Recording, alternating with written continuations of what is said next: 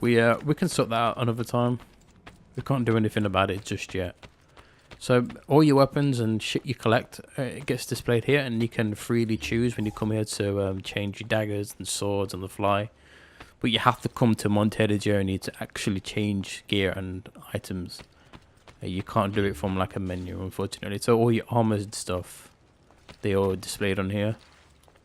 Basically just a massive display case. It's nice, especially when you unlock everything. You can buy paintings from the people you buy the maps from, which go into these. Where are they? Let's go onto the wall in these walls here. So yeah, the whole place can be kitted with I guess they are actually famous paintings. And all your gear you buy is all displayed. I think you get models and stuff like that, which are made by Leonardo, and I mean, a lot of these things cost a bit of money, but you know, it's a chest there, which is explained later on. Yeah, I always just it's nice to actually have somewhere just to look at, you know, like your own personal, basically your own hub. Don't worry. But we're only staying here for a little while. I don't like it here. I want to go home. I know. You can't go home, you dummy. There's people wanting to kill you. Poor Claudia. Claudia's character development in 3 games goes from being the way she is now to being completely. Her personality changes dramatically when she gets in Revelations. So here we go. Now we're introduced. Oh, there's something here as well. There's I think this counts as a well, which you can't see down there, but there is. Should be a boarded up well around here somewhere. Ah, here it is. So when you unlock the well later on through means which it explains it. Basically, you can go down the well and have a look. Nothing game breaking down there. Just chests and stuff. It's like I said, it's money. You need money for this game. You need a lot of money, which you can get quite easily. So this is where all of our codex pieces are that we've picked up from. That basically told Leonardo how to put the hidden blade back together. So when you've collected them, they go onto this wall. I think there's 30 odd. I think it's about 30. 6, 1, 2, 3. There's about 6 by 6 grid, it looks like. So yeah, maybe more than 30 actually. So yeah, this plays a big part on the story, which I can't really say what it is until we see it really. But anyway. Salute, uncle. Salute. I did as you asked. And quickly too, ben fatto. Now, let's teach you how to fight. No. As I said, we are leaving. Ezio, you barely held your own against Vieri. You won't survive a week on the road. If you want to leave, so be it. But at least do so armed with the skills and knowledge necessary to defend yourself. If not for me, for your mother and sister. Fine. Ottimo. So now we get a well, we basically learn how to fight. The combat in this game is not, there's not combat really. Like the whole point of Assassin's Creed in this game stuff is it's more about using counter system, and you don't really want to get into a fight with people, not really. You said my father was more than just a banker. No use dancing around it, I suppose. Your father was an assassin, Ezio. I told you before. There we go. So if you do this quickly, he will lose a lot of story. So I find this difficult to believe. What of the list you carry? Do you think it's merely a catalogue of debts? It holds the names of those responsible for your father's murder. There we go. So yeah, if you finish the tutorial too quickly, you basically cut out a lot of the dialogue. So yeah, let's do that. There you go. I'll try and keep this going as long as I can until he shuts up talking. I've taught you how to avoid your enemy's attacks. Now you'll learn how to turn them to your advantage. There we go. All this talk of assassins and Templars, it reeks of fantasy. Like something from an old parchment covered in arcane writing, perhaps? How did you know?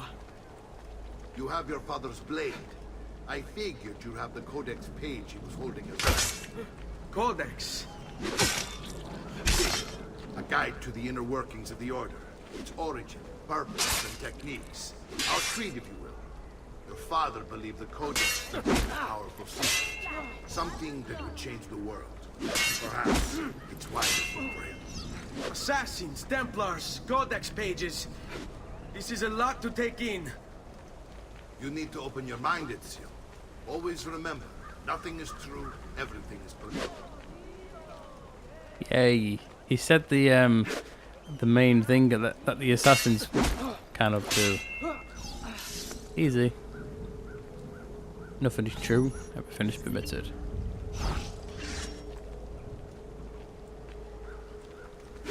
Hai paura. So taunting is basically your way of making the enemy attack you. But it has a double-edged sword, is if you taunt when he's attacking you, like... I don't like being made to wait. Can I do it?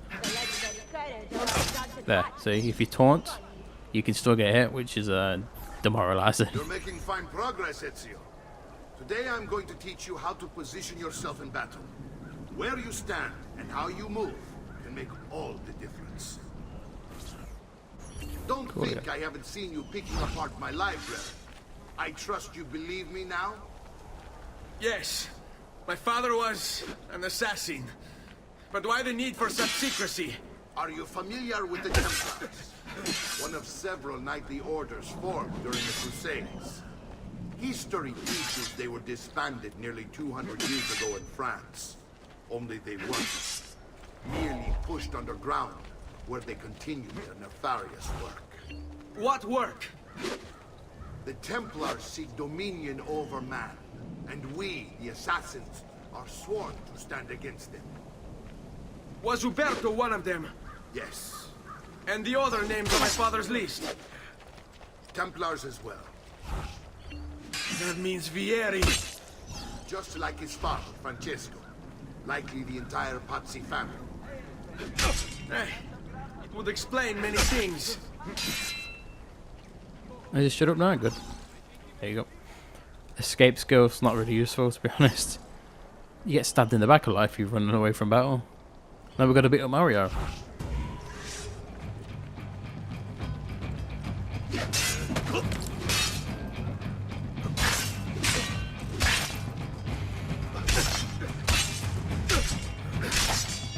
He doesn't seem to do any damage yet. I don't really realise until now that it's true. Let's just keep wailing on him. I think the thing with this is basically what the combat is in this game. That's why I kind of avoid it, because it's basically you just pressing the button. There we go. Well done, Nipote. You've really come into your own. Thank you, Uncle, for all you have given me. Your family. Such is my duty and my desire. I'm glad you had me stay. Good. You've reconsidered leaving. We sail for Spain in 3 days. But Nipote, I have given you these skills that you might be better prepared to strike against our enemies. And if they find me, I will. You want to leave, Ezio? To throw away everything your father fought and died for? To deny your heritage? Fine. Come vuoi. Arrivederci e buona fortuna. Uncle, wait! Why is he so upset? How can he not be? Vieri's been harassing us ever since you first arrived. To be expected, I suppose, given his heritage. Did you see that guy's side eye? Go to Mario. There we go. So yeah, we've learned how to fight now. Can you talk to the people down here? Or are they still there? No. Let's run in here. quickly. Uncle! Where is everyone? They ride for San Gimignano to slay that snake, Vieri. I wish to join them. You'll find what you need at the stables. There we go. You know, it is weird though. I mean, Mario expects Ezio to just jump in the assassin's boat when he doesn't really. It's not his fight, you know. He was never. He was never told. He was never brought up to be an assassin like a lot of them are. I think Giovanni wanted to avoid his family being dragged into the Assassin Temple of War. You know, because it seems to make you have a really short life. But anyway, that's probably why Ezio never wants to fucking be with him, really. He just wants Ezio, to leave. look at her. I still can't get her to talk. She spends all day and night in front of those feathers Petruccio used to collect. She can't let them go. I don't know what to do. Don't worry. She'll come back to us. I know it. Yeah, so now your mother's turned into this voiceless person now. When you have to, it basically the only reason I'm collecting the feathers is to advance the story for his mother. And you have to collect. I think it's all 100 of them. Yeah, it's not that many, to be honest. I think there's over 1,000 and something flags to collect in AC in Assassin's Creed. 1,050 or something. That's a lot, and there is no way to tell which one to have collected. So yeah. But yeah, so I advise you though is don't put the feathers in just yet. I think when you put 50 in, you get a weapon, and when you put 100 in, something happens. I think it does, or 75, something like that. But yeah, I always like to put them in as I'm going, basically in groups of like 25 or something, or something like that. But basically, every time you come here, you can go upstairs, and if for some reason he decided to have his bedroom all the way up here. So this is like your hitman room. Every time you kill a target, there'll be a nice portrait for you to mark. This is a picture of the Templar Alberto Alberti, Florentine Gonfalonier of justice and traitor to my family. Date of death 1476. Stabbed to fucking death. There you go. So yeah, every time you kill one of your targets, a little portrait will appear in here, giving you a little description of who they are and how much Ezio hates them. Oh look, and there's 2 chests. These normally have, yeah, florins. This is how you get a lot of money in this game. Is buying the maps for that shows you where the treasure chests are, and then just running around collecting them. You get a lot of money. The more money you have at the start of the game, the more money you can make. But like I said, I'll explain a lot of that when we can start doing the money making section of the game, which is not till I think it's after Vieri's death. So there's still a while. There's still a couple of missions to do before that. So, but as of now, we need to head towards San Gimignano place, thingamajig, whatever he said, to find Mario. So this guy's interesting. What a lot of people, I remember, didn't know you could speak to this guy. There you are. Want to get in some practice? And he also teaches you special moves, which are, ooh, kind of ruins the thing, pistol. Yeah, so you have special moves for individual weapons that you can use. They cost quite a lot, but they're normally really powerful moves. I remember the long range one is when you have a spear, you spin around, knocking all the enemies in a circle to the floor, which is kind of cool. I think the special one for unarmed was disarm, so you can disarm people in combat, but you already know that anyway.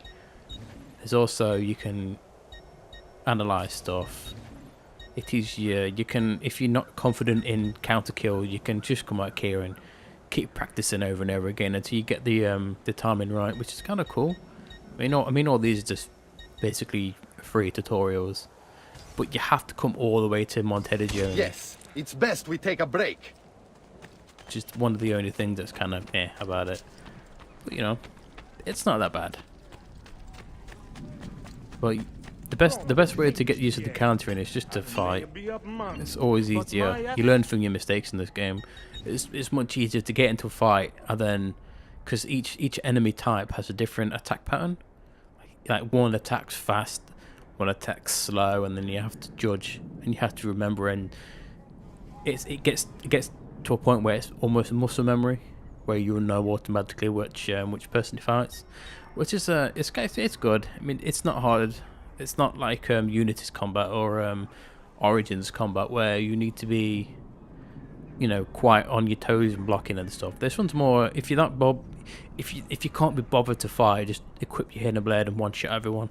So yeah, kind of the worst thing they did in this game was remove the hidden blade. So as of now, we can buy all of these, which is the level 1, and then the Helmschild. These are the next level of gear you can buy after you bought the level ones. You can miss these ones and buy this one if you want to. There's nothing stopping you. I think these are all unlocked as you play through the story. So you can't get the best ammo in the game straight away. I didn't think so. So yeah, all these boarded up shops, you can open them later on in the game. So. But as of now, there's only a doctor's and a blacksmith. The Monteriggioni at the moment is pretty basic.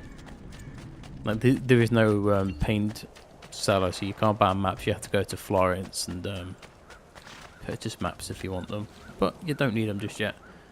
So we can't speak to him. I've not been there yet, so I need to call a horse. Can I call a horse? Been so long since I've No, I don't think you can call a horse. You just have to automatically get on it. That's a shame. There we go. Your only mode of transport is this horse, which is kind of cool. It's nice to have a horse. It's better than being forced to walk. So we're heading towards Tuscany anyway. Yeah, so the next mission is basically the end of the tutorial when you finish the Vieri mission. That's when things open up and you can do a lot more, finding a lot more stuff to do and forward the story.